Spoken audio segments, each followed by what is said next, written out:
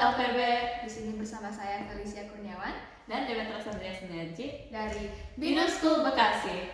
Dalam kesempatan kali ini, kami akan menjelaskan tentang penelitian kami mengenai perbandingan efektivitas filter selulosa dengan ampas kopi dan metal oksida untuk penyaringan gas H2S dan CO2 pada alat nebulizer. Masalah yang mencemaskan di Indonesia, terlebih di daerah DKI Jakarta, yaitu pencemaran udara.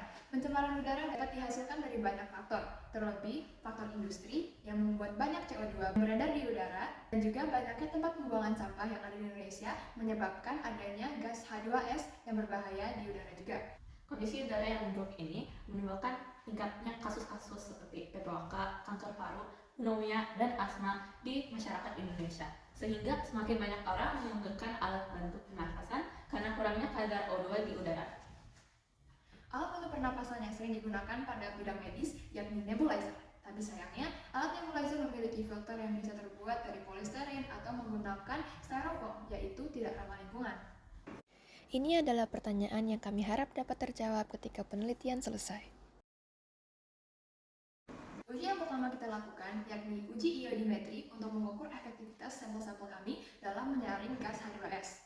Dalam diagram ini kita bisa lihat bahwa HCl akan dititrasikan ke dalam FeS yang akan menghasilkan gas H2S. Lalu gas H2S akan melaju ke filter kita dan akan disaring serta akan berakhir di tabung yang berisi larutan CnSO4. Ketika gas H2S dan CnSO4 bereaksi, akan muncullah presipitasi yang membuat air akan lebih keruh. Gambar yang pertama, kita lihat juga sama keruhnya seperti gambar D, yakni filter selulosa. Lalu pada gambar B, kita juga dapat melihat bahwa adanya presipitasi, walaupun tidak sebanyak gambar A atau gambar D. Untuk gambar C, kita dapat lihat bahwa presipitasi sangatlah minim dan tidak terlalu dapat terlihat dengan cara kualitatif. Hal ini terjadi karena filter selulosa dari sananya tidak memiliki karakteristik untuk bisa mengikat gas-gas seperti H2S. Untuk arang aktif dapat mengikat gas H2S dengan cara adsorpsi, tetapi tidak sebaik filter selulosa dan metal oksida. Filter selulosa dan metal oksida menunjukkan kualitas yang sangat efektif. Dari hasil SEM, kita juga dapat melihat bahwa selulosa telah dilururi semua tertutup dengan TiO2. Hal ini meningkatkan efektivitas TiO2 untuk menyentuh dan bereaksi kepada gas H2S.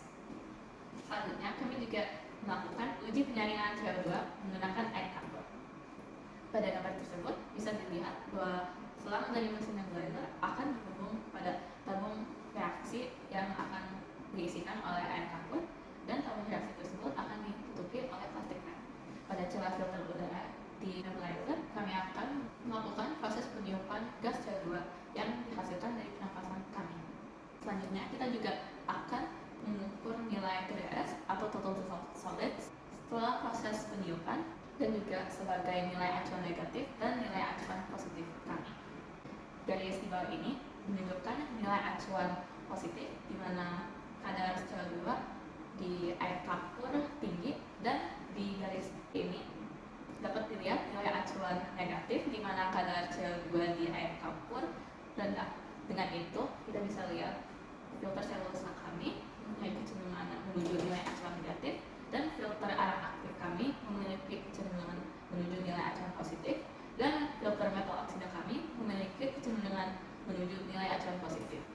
Hal ini dapat terjadi karena filter selulosa memiliki permukaan yang padat dan serat yang tersebar secara rata, dan filter arang aktif memiliki performa lebih buruk daripada filter selulosa.